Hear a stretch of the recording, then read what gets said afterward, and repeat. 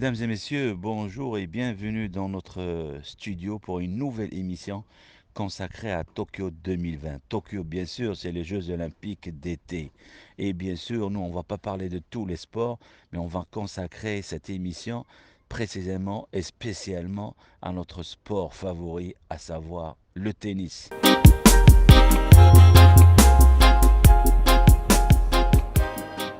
Ladies and gentlemen, welcome to the Tokyo 2020.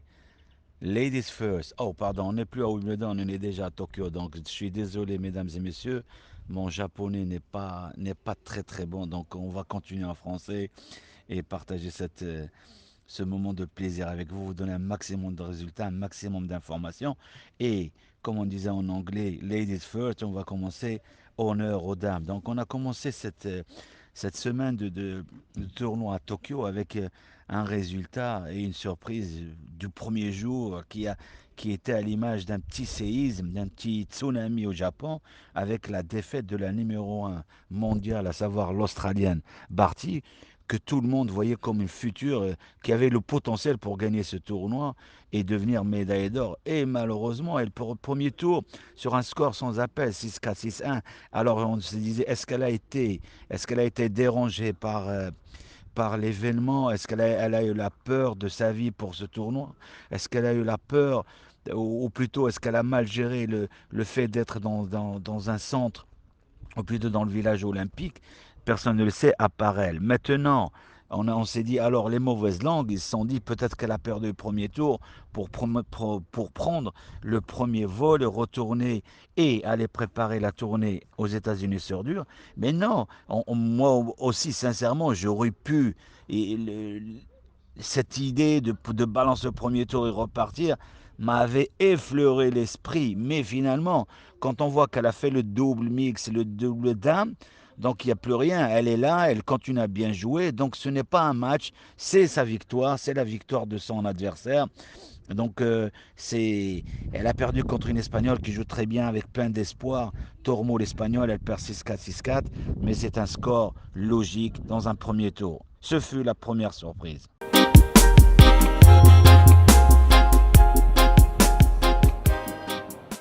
Alors après la surprise de la défaite de la numéro un du tableau féminin, alors tout le monde, tout le peuple africain, arabe et surtout tunisien avait les yeux rivés vers la championne qui a très très bien joué à Wimbledon et qui avait gagné un tournoi sur gazon juste après Wimbledon. Donc tout le monde avait placé beaucoup d'espoir sur la Tunisienne. Et là je vais parler d'Ounz Jabeur et on s'attendait à ce qu'elle fasse quelque chose d'extraordinaire comme elle l'a démontré toute l'année.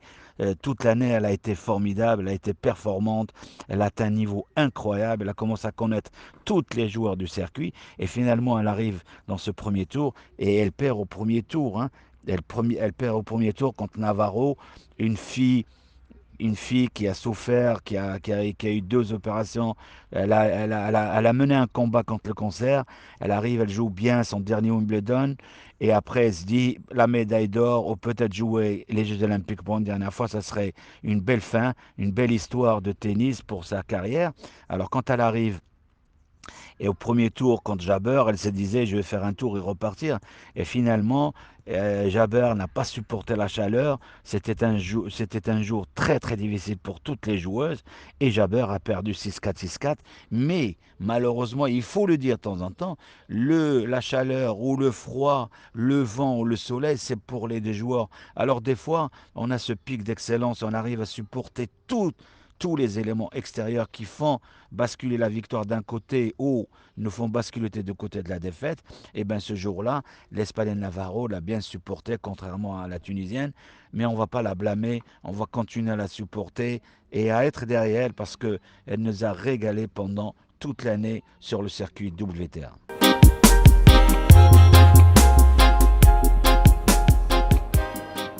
Et plus on avançait dans le tournoi, plus on voyait des surprises. Après, je veux bien parler de la polonaise, parce qu'il faut le signaler, la polonaise, c'est pas une joueuse qui vient d'arriver sur le circuit. Elle a gagné Roland Garros, elle a bien joué à Wimbledon, elle gagne un tournoi sur gazon. Et Swiatek, elle arrive au deuxième tour, elle perd contre contre Badoza, l'Espagnol, 6-3, 7-6.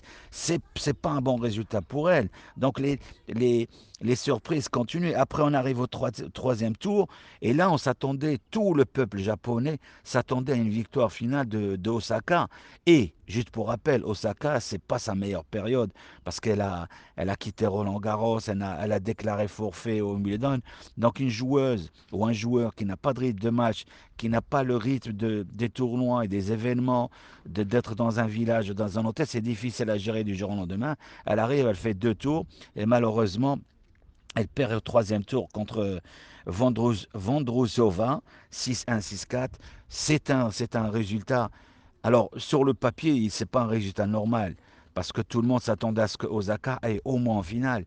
Mais quand on suit le jeu toute l'année sur le circuit professionnel, qu'il soit masculin ou féminin, on ne pouvait pas s'attendre à grand-chose d'une fille qui n'a pas joué pendant 2 ou 3 mois avec le problème psychologique qu'elle est en train de supporter en ce moment. Donc, c'est pas une grande surprise. Après, quart de finale, on arrive aussi.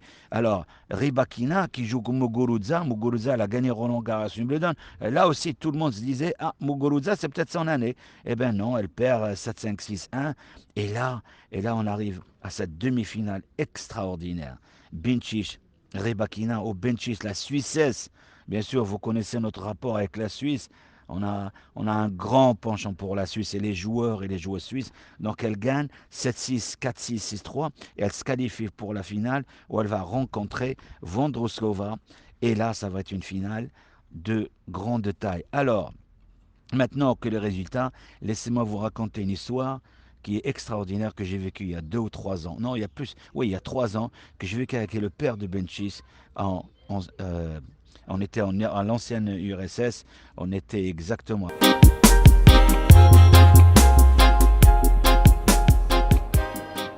Après les résultats, maintenant place aux histoires, aux belles histoires qui rendent notre sport magique et super, mais certainement toutes les histoires qu'on rencontre dans le football, ou dans le basket, ou dans la natation, rendent le sport exceptionnel et unique dans la société.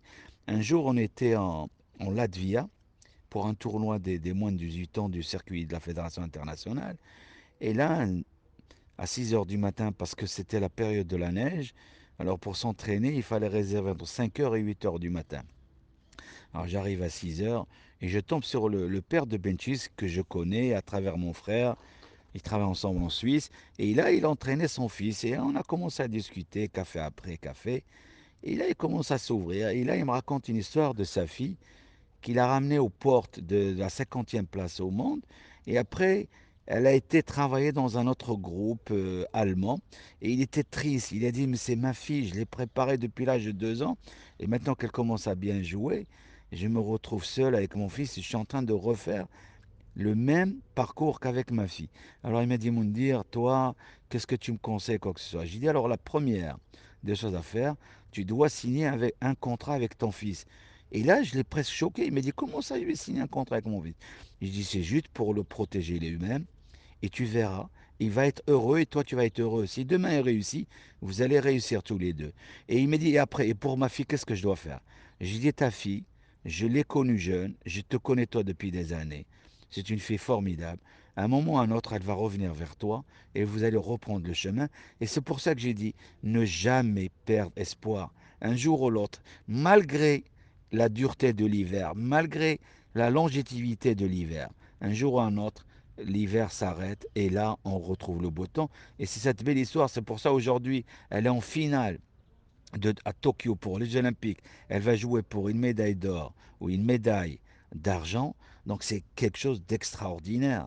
Donc elle est là, et c'est le bonheur de toute la famille. C'est d'abord le bonheur à elle, le bonheur de ses parents et le bonheur de toute la Suisse qui attend ce résultat.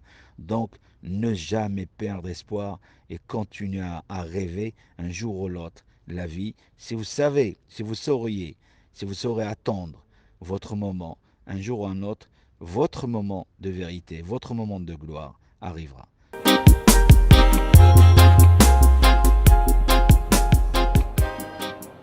Après le tableau féminin, passons au tableau masculin. Et on va commencer par les premiers tours et surtout les surprises du premier tour. Il y avait un match de très haut niveau au premier tour, assez équilibré entre Roublev qui arrive avec plein de confiance, Nishikori qui retrouvait à peine la confiance. Il joue chez lui, il défend sa place pour aller le plus loin possible dans ce tournoi. Et Nishikori gagne par 6-3, 6-4. C'est une très bonne surprise parce que Roublev est capable de très très bien jouer sur dur. Et après, la grande surprise, c'est la défaite du Canadien Aliassime qui perd contre l'Américain Purcell en 2-7. Mon fils qui perd aussi au premier tour, c'est une surprise sans lettre parce qu'il n'est pas en forme. Et après, on arrive dans les quarts de finale avec une défaite. Mais alors, quelle surprise! Tsitsipas contre Humberg le français. Humberg le français, ben, personne ne le voyait battre Tsitsipas. Et là, il perd en 2-7, en 3-7, pardon. Il perd le premier set, Humbert 6-2. Après, il gagne 7-6, il gagne 6-3, 6-2 au troisième. C'est un très très bon résultat pour le français, qui est une place inespérée pour aller en quart de finale. Et là, en quart de finale, il gagne, il passe en demi-finale. C'est exceptionnel, extraordinaire pour un jeune joueur de sa qualité. Quoique, il arrive en bonne forme, juste pour rappel, il a gagné le tournoi de Halle en Allemagne sur gazon. Donc, c'est pas quelqu'un qui arrive comme ça, c'est quelqu'un qui arrive à Tokyo avec un capital de confiance énorme. Donc il joue, et quand on est en confiance, on joue avec 2-3 cm. On avance le plan de frappe, on prend la balle très tôt. Et là, on gagne beaucoup de vitesse sur l'adversaire, sur le terrain, sur tout. Et quand on n'est pas en confiance, on joue 2-3 cm derrière. Et là, on devient un autre joueur. Donc pour lui, c'est une bonne chose de battre cette passe. Et après, derrière, alors là, la grande surprise des quarts de finale. Tout à l'heure, je parlais d'un petit tsunami tableau féminin ou d'un tremblement de terre au Japon. Et bien là, pareil, Medvedev qui perd contre Carreño Busta, 6-2, 7-6, et il a fracassé la raquette à la fin tellement énervé. Ça montre à quel point il tenait à avoir un bon résultat à Tokyo. Et franchement, depuis le début de la semaine, il a vécu un calvaire. D'abord, il n'a pas pu supporter le soleil. Comme je le disais tout à l'heure pour Jabber, le soleil est pour les deux, le vent est pour les deux, les mauvaises conditions, les bonnes conditions sont pour les deux joueurs. Alors il y en a qui le supportent plus facilement, d'autres parce qu'ils sont dans une période où le pic de la forme est au maximum pour eux. Il y a des joueurs qui ne sont pas dans une situation favorable à leur jeu, donc ils le gèrent moins bien. Donc il a eu ce problème de météorologique, qui n'a pas supporté la chaleur. Et derrière cela, il a des problèmes avec les journalistes qui l'ont provoqué en lui disant: qu'est-ce que vous pensez des joueurs russes qui se dopaient parce que vous ne jouez pas pour l'URSS, mais vous jouez sous un drapeau olympique. Donc il a même quitté la conférence de presse. Donc vous voyez, c'était pas difficile, c'est pas une semaine facile à gérer. Et la preuve est là, quand un joueur n'est pas bon, eh ben, il ne peut pas être bon sur le terrain. La preuve, il perd contre Carreño Busta. Bien sûr, Carreño Busta, c'est pas n'importe qui. Parce que Carreño Busta, pour le battre, il faut jouer entre 1 et 10 de la première à la deuxième, de la première à la dernière balle. Ou plutôt, il faut jouer entre 1 à 10 à l'ATP. Et si tu joues un peu moins bien que le 1 et le 10 mondial, bah, tu n'as pas beaucoup de chance de le battre. Et il est toujours là, il ne joue jamais mal, il ne joue jamais mal, il a un jeu contre 1 et 10, il ne baisse pas jamais, il ne baisse jamais de ce niveau. Il descend jamais de ce niveau, et pour le battre, il faut se réveiller de bonne heure. Donc, un moyen, un Medvedev moyen, il ne peut pas battre Carreño Busta. Et là, on passe aux demi-finales. Bien sûr, la première demi-finale, c'était Carreño qui vient de battre, Carreño Busta qui venait de battre Medvedev. Il joue Kachanov, Kachanov le russe. Personne, bien sûr, il joue bien, mais c'est pas, il n'a pas fait une superbe année 2020. Il a joué moyennement, il fait huitième, quart, mais il n'a pas gagné de grands tournois, il n'est pas en forme. Et il arrive, il joue contre Carreño Busta. Et là, encore une surprise, là, il gagne 6-3, 6-3. C'est extraordinaire, il se qualifiait pour une finale. Alors là, le grand tsunami, le grand tremblement de terre au Japon. Parce que tout le monde, y compris nous, spécialistes du tennis ou journalistes, entraîneurs, ou suiveurs de la balle jaune toute l'année, eh ben, on avait parié quelques dirhams sur une victoire finale de Djokovic. Et qui disait que le sport, il tenait sa partie, était une science exacte? Dites-moi, donnez-moi un joueur qui se prépare mieux que Djokovic, qui, qui, qui fait attention à sa nourriture 24 sur 24, qui fait attention à son sommeil 24 heures sur 24. Il voyage avec une dizaine, quinzaine de personnes, le kiné, celui qui lui fait les repas, le manager, le psychologue, tout le monde est à son service pour le rendre le meilleur du monde, pour qu'il reste numéro un mondial. Et alors on s'est dit, alors lui, il est bien préparé, il ne peut pas perdre. Alors, je regardais sa demi-finale contre l'Allemand, qui fait aussi un super tournoi, mais il ne fait pas un super tournoi à l'image d'un Djokovic. Il arrive, Djokovic gagne le premier 7-6-1, il a un break d'avance dans le deuxième, j'avais presque envie de changer de chaîne, tellement c'était facile. Et là, la machine s'est bloquée. Un petit grain de sable qui venait je ne sais pas d'où, et il a bloqué la machine. Et alors, qu'est-ce qui s'est passé? Il perd 3-6, 6-1. Et là, tout le monde était choqué par cette victoire de Zverev. Non, on est content pour Zverev, mais choqué parce que Djokovic avait mis tellement d'espoir dans une victoire finale et remporter cette médaille d'or. Et Zverev, à la fin, il l'embrasse, il lui dit, je suis désolé mec, je ne peux pas te laisser gagner, je sais que tu as envie de gagner cette médaille d'or, mais quand on est sur le terrain, on devient adversaire. On n'est pas des ennemis, mais on est des adversaires et je ne peux pas te laisser gagner. Et il s'est excusé auprès de lui. Alors imaginez la détresse, la tristesse de Djokovic, car il avait mis toute son énergie, toute son organisation autour de cette médaille d'or, et finalement il perd. Alors, qu'est-ce qui s'est passé? Alors, nous, quand on regarde le match avec en toute modestie, moi j'ai l'impression que le match était trop facile pour lui au début. Et souvent, quand on vous joue à un niveau égal et que le premier set se passe facilement, et après vous menez, vous avez un break, vous commencez à vous poser la question en se disant, est-ce que c'est vrai? Est-ce que c'est moi qui joue? Est-ce que mon adversaire joue mal? Est-ce qu'il va se réveiller? Et le fait de commencer à se poser des questions et à sortir de ce match et de sortir du match, et bien là, on fait l'erreur. Alors on se projette dans le futur, peut-être en pensant, eh, ça va être facile, je vais jouer demain la finale, j'aurai peut-être pas de rythme. Qu'est-ce qui va se passer? Qu'est-ce que je vais dire à ma famille en passant en finale? Donc il commence à se poser des questions et il sort du match. Et l'Allemand, qu'est-ce qu'il a fait? L'Allemand, il a continué à produire son jeu, la même qualité de jeu. Et il a senti que Djokovic commençait à baisser de rythme, commençait à rater, à prendre la balle légèrement en retard. Et il se retrouve à la fin du match en train de serrer la main avec le chapeau du vainqueur et non pas le chapeau du perdant de cette demi-finale. Il se retrouve en finale pour affronter le russe Kachanov pour une médaille d'or. Bravo Zverev, bravo Kachanov pour une finale en or, pour une médaille en or. Donc mesdames et messieurs, je vous remercie une fois de plus pour votre patience, pour l'amour qui nous réunit tous, à partager cette passion qui nous réunit tous, à savoir cette balle jaune, et que vive le sport, et en particulier le tennis. Et encore une fois, bienvenue sur la Mondial Sport Channel, et à très vite.